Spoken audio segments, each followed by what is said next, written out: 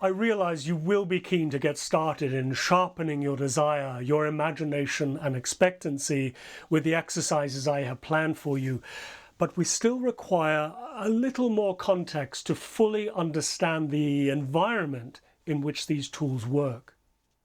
It would take much more time than is available here to properly describe how our physical reality is generated in the metaphysical realm.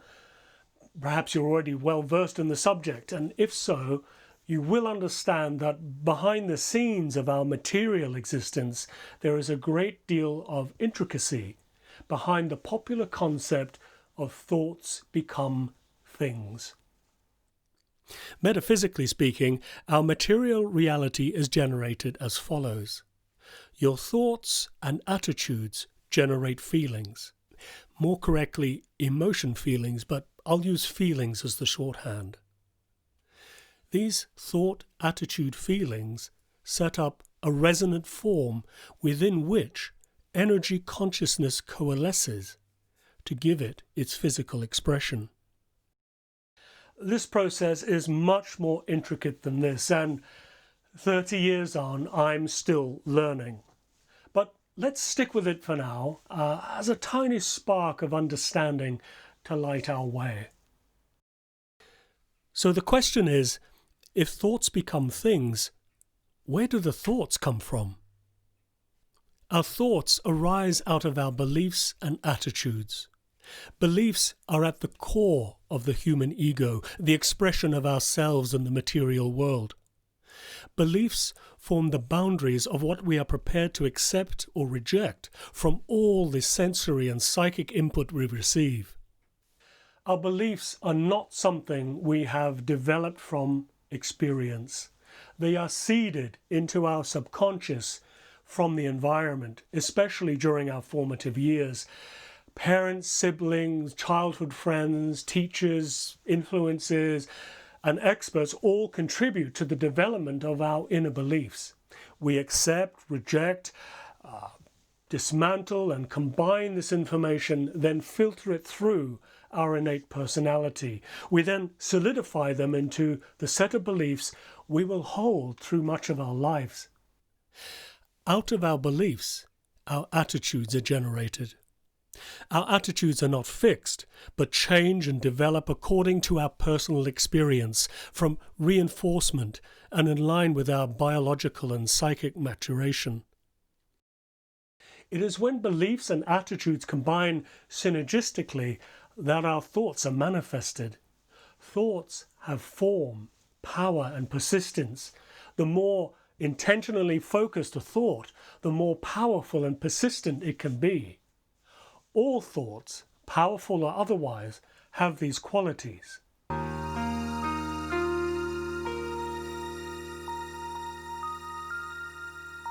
At this point in our discussion, we can fill in a few blanks we might have had about how the law of attraction works and how successful we may be in utilizing it.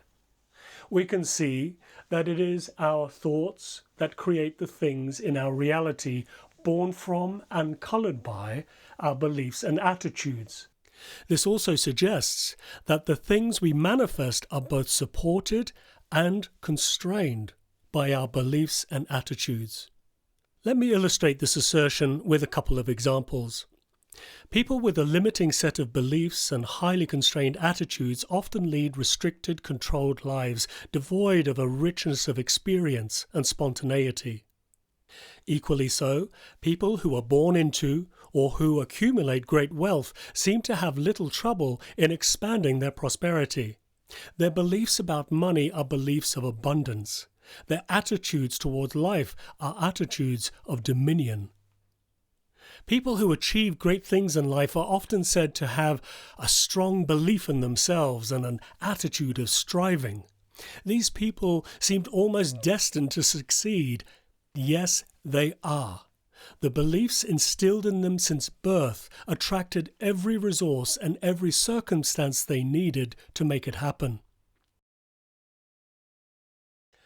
If you want to know what your beliefs and attitudes are, then, as metaphysicians are so fond of saying, look around you. Your reality is a direct expression of what's inside. When I first learned of this, I looked around me and I started to panic. Would my beliefs hold me back from manifesting the life I wanted for myself? Maybe, but probably not. First, you don't just have one or two beliefs, you have a vast catalogue of them gathered over your lifetime. There are definitely dominant beliefs, and the law will be working more often with thoughts generated from those, but not exclusively so. You have an ocean of beliefs to draw from, and those you require for manifestation may already be part of you. Try exercising some of your less dominant beliefs with some new thinking. You'll likely find new opportunities will open up. Second, thoughts are a synergy of beliefs and attitudes, not born of beliefs alone. You can influence your thoughts, so influencing what you manifest, by changing your attitudes. This approach is particularly useful for moving aside any obstacles on your path to success. Those obstacles may still be there in the background, but they will no longer hinder you from moving forward.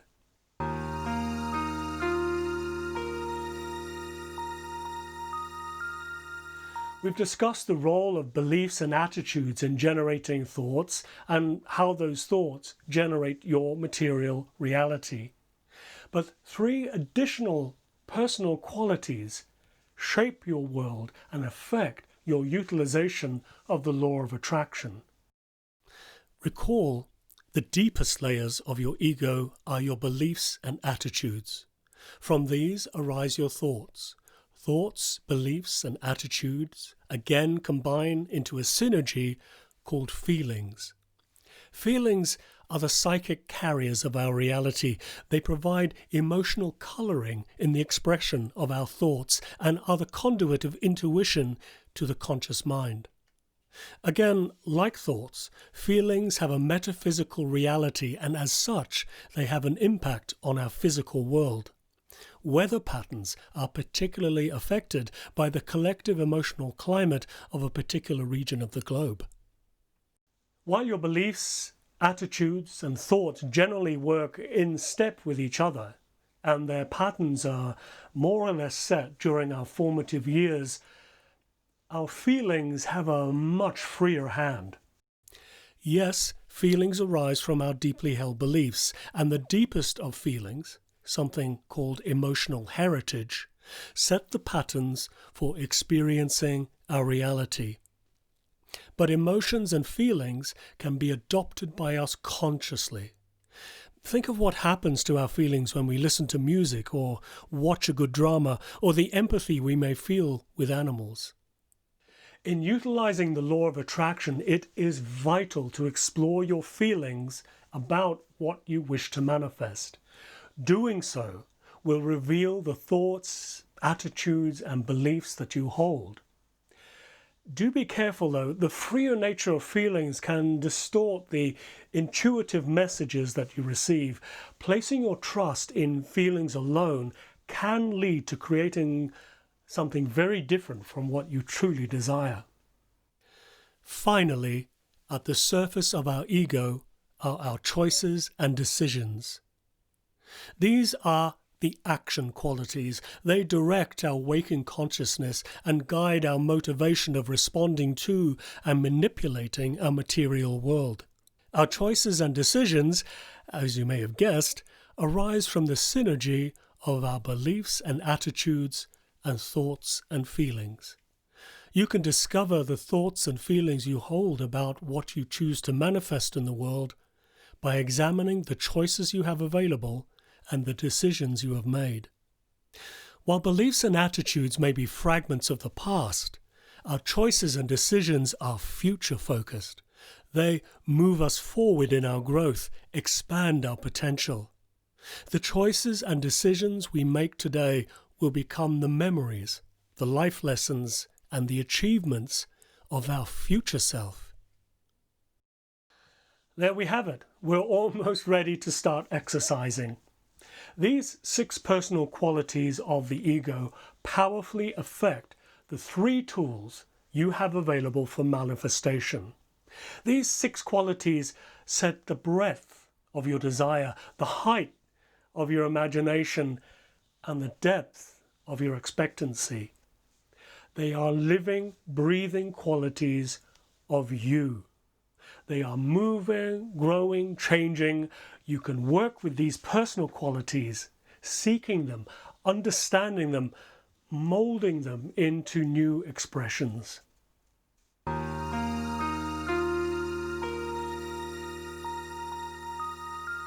There is a 7th personal quality of our material selves. There are always 7 facets in metaphysics, and that is our spirituality. Our spirituality is more than our beliefs and attitudes, thoughts and feelings, choices and decisions. Our spirituality is our relationship with the collective consciousness. It is something we entered this lifetime with and supports our faith in the unseen nature of reality. Yes, ultimately faith is important. It is not a tool to be used in working with the law of attraction, but the qualities of faith allow us to realize that the very existence of these 3 metaphysical tools is a gift. They are a gift that we can use to expand and stretch and achieve more as human beings. They are a gift of the all that is.